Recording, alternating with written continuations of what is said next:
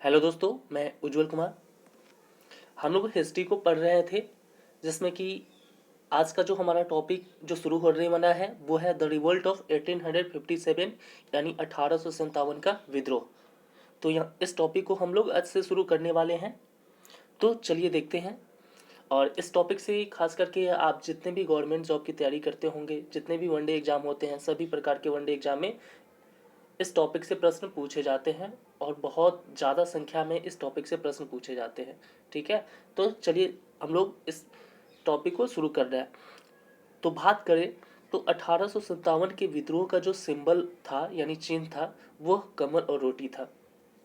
ठीक है, प्रश्न पूछा जाता है आपके एग्जाम में कि 1857 के विद्रोह का चिन्ह बताएं क्या था, ऑप्शन दे देगा। ठीक है, तो आप समझ जाए कि क्या क्या था, कमल और रोटी था। आगे हम बात करें तो इसकी रणनीति रनोजी बापू और अजीमुल्लाह खान के द्वारा इस विद्रोह की यानी रणनीति को तैयार किया गया था। ठीक है, इसकी जो रणनीति था वो दो लोगों के द्वारा तैयार किया गया था, एक रनोजी बापू और अजीमुल्लाह खान के द्वारा। ठीक है, आगे हम बात करें, अब यहाँ से शुरू होती है विद्रोह की कहानी। तो बात करें कि 10 मई 1857 उत्तर प्रदेश के मेरठ में इस विद्रोह की शुरुआत की गई थी। ठीक है, 1857 का जो विद्रोह हुआ था वो 10 मई 1857 को उत्तर प्रदेश के मेरठ से इस विद्रोह की क्या हुई थी, शुरुआत हुई थी। ठीक है, और 1857 के विद्रोह के समय ब्रिटेन का जो प्रधानमंत्री हुआ करता था वो पार्मेस्टन था। ठीक है, और उस समय भारत का जो गवर्नर जनरल था वो लॉर्ड कैनिंग था। समझ रहे हैं? और भारत का जो अंतिम मुगल बादशाह था उस समय वो बहादुर शाह जफर हुआ करता था। ठीक है, इतनी बातों को आप समझे। आगे हम बढ़ते हैं। जैसा कि देख रहे हैं आप लोग कि उस समय जो बहादुर शाह जफर का जो सेनापति बख्त का हुआ करता था। ठीक है, उस समय बहादुर शाह जफर का सेनापति कौन हुआ करता था, तो बख्त खां हुआ करता था। और उस समय ब्रिटेन का ताज महारानी विक्टोरिया के पास हुआ करता था। किस समय की बात हम लोग कर रहे हैं, तो 1857 के विद्रोह के समय की बात कर रहे हैं। तो उस समय क्या होता था, उस समय ब्रिटेन का जो ताज था वो महारानी विक्टोरिया के पास हुआ करता था। ठीक है, अब हम आगे बात करते हैं ब्रिटिश आर्मी चीफ की यानी अंग्रेज सेनापति की बात कर रहे हैं। तो जॉर्ज एनिसन ये अंग्रेज सेनापति था जो कि विद्रोह शुरू होने के पहले हुआ करता था। ठीक है, और कॉलन कैम्पबेल जो था वो विद्रोह शुरू होने के बाद था। ठीक है, ये अंग्रेज सेनापति था। अब हम बात करते हैं फेमस बुक्स की बात करें यानी 1857 के समय।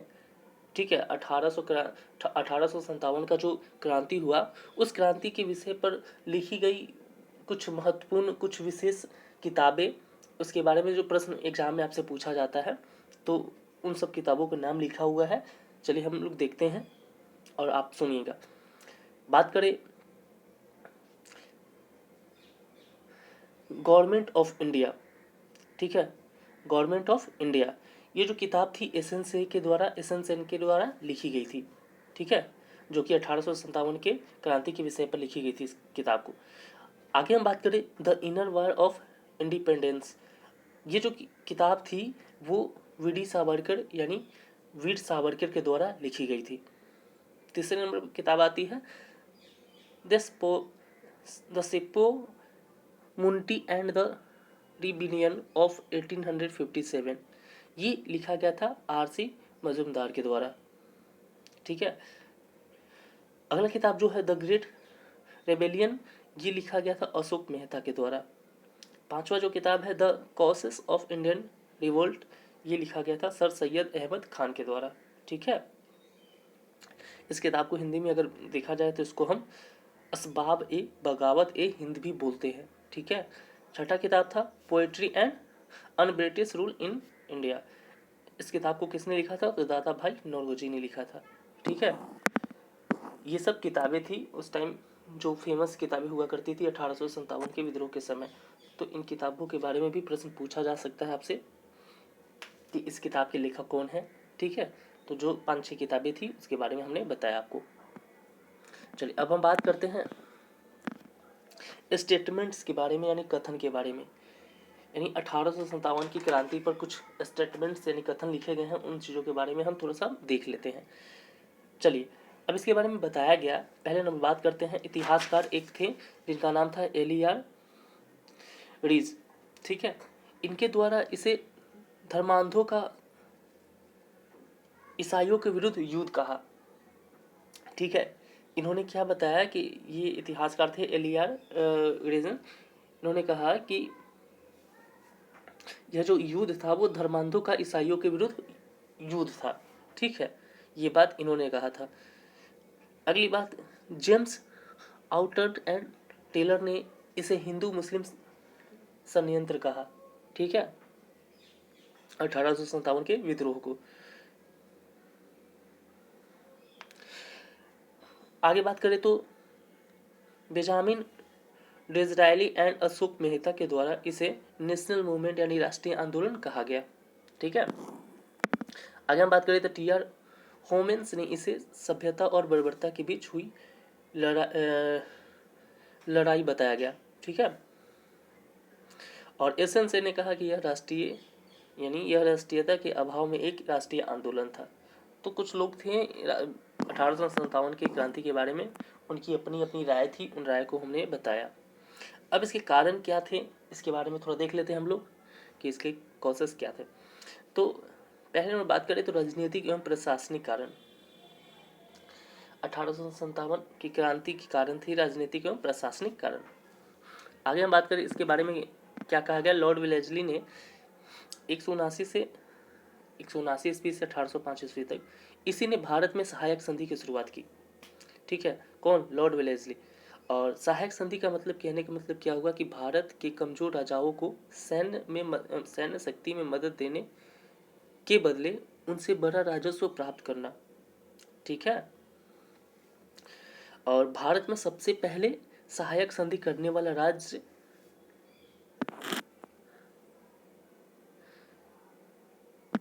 कौन कौन से हुए, उन सभी के बारे में थोड़ा सा हम लोग देख लेते हैं, ठीक है। भारत में सबसे पहले सहायक संधि करने वाले राज्य, जैसे 1798 में सहायक संधि करने वाला राज्य कौन था?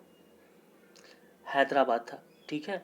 उसके बाद 1799 में मैसूर और तंजौर हुआ, फिर 1801 में अवध हुआ, फिर 1802 में पेशवा हुआ, 1803 में भोसले हुआ और 1804 में सिंधिया हुआ। तो यानी ये सभी राज्य जो थे अंग्रेजों के सहायक संधि को स्वीकार किए थे, ठीक है। अब हम बात करते हैं आगे। अब हम बात करते हैं लॉर्ड डलहौजी के बारे में। तो इसका जो शासनकाल था 1848 से लेकर 1856 ईस्वी तक था। भारत का ये गवर्नर जनरल रहा। लॉर्ड डलहौजी जो था 1848 ईस्वी से 1856 ईस्वी तक ये भारत का क्या रहा? गवर्नर जनरल रहा। और इसने ही भारत आकर हड़प नीति चलाई थी, ठीक है। और आगे बात करें तो 1848 लेकर 1849 में जब सेकेंड एंग्लो सिख वार यानी द्वितीय एंग्लो सिख युद्ध हुआ, यानी लड़ा गया, अंग्रेजों और सिखों के बीच ये युद्ध लड़ा गया था, तो जब पंजाब को लॉर्ड डलहौजी के द्वारा हड़प लिया गया, ठीक है। जब ये सेकेंड एंग्लो सिख वार जो लड़ा गया, तब क्या हुआ, पंजाब को लॉर्ड डलहौजी के द्वारा क्या किया गया? हड़प लिया गया। और 1849 में दलीप सिंह के द्वारा कोहिनूर हीरा महारानी विक्टोरिया को भेंट कर दिया गया। 1849 में क्या किया गया? दलीप सिंह के द्वारा जो कोहिनूर हीरा था वो महारानी विक्टोरिया को भेंट कर दिया गया। अब हम बात करते हैं लॉर्ड डलहौजी के द्वारा हड़पे गए प्रांत को। लॉर्ड डलहौजी ने कौन कौन से प्रांत को हड़पा, उन प्रांतों के बारे में जान लेते हैं। तो कुछ ट्रिक के तौर पे आप जान सकते हैं, इसको याद कर सकते हैं। आप ट्रिक क्या करना, मतलब एक याद करने के लिए आपके लिए सही ही होगा। जैसे SSBUJ, SSBUJ, ठीक है। SSBUJ याद कीजिएगा। उसके बाद NAK, SSBUJ NAK, इन चीज़ों को याद करिएगा। तो इससे क्या बन जाएगा? एस से हो गया सतारा, ठीक है। फिर एस से हो गया संभलपुर, और सेकेंड वाले एस में थोड़ा सा साइड में जे भी लगा दीजिएगा ताकि जैतपुर भी आ जाता है। बी से भगत, यू से उदयपुर, जे से झांसी, एन से नागपुर, ए से अवध और के से करौली, ठीक है। लेकिन करौली जो था, लेकिन यहाँ क्या हुआ, जन विरोध हो जाने के कारण करौली को इसमें लिस्ट में शामिल नहीं किया गया, इस लिस्ट से बाहर निकाल दिया गया। तो आप ऐसे याद कर सकते हैं कि डलहौजी द्वारा कौन कौन से प्रांत हड़पे गए थे। ठीक है, अब हम बात करते हैं इसके इकोनॉमिक रीजन यानी आर्थिक कारण क्या हो सकते हैं 1857 के। तो बात करें तो अंग्रेजों के द्वारा लागू की गई भू राजस्व प्रणालियाँ जो थी, ठीक है, और भारत का अनऔद्योगिकरण करना और कृषि का वाणिज्यीकरण करना, ठीक है, ये सब चीजें थी। अब हम बात करेंगे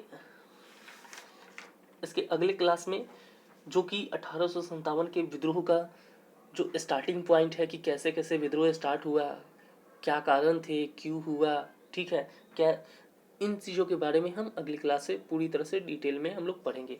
तो ये उसके बारे में थोड़ा जानकारी हम लोग दे दिए हैं, 1857 के विद्रोह के बारे में थोड़ी सी चर्चा कर लिए हैं, और इसके बारे में कल से जो 1857 का जो विद्रोह के बारे में पूरी फुल डिटेल के साथ क्लास कल से स्टार्ट होने वाली है। आप लोग अगर मेरे चैनल पर नए होंगे तो चैनल को सब्सक्राइब जरूर कर लीजिएगा, जिससे कि आप किसी भी गवर्नमेंट जॉब की तैयारी करते हो उसके लिए मेरा चैनल आपके लिए बहुत ही बेनिफिट साबित होगा। चलिए मिलते हैं अगले वीडियो में, तब तक के लिए धन्यवाद।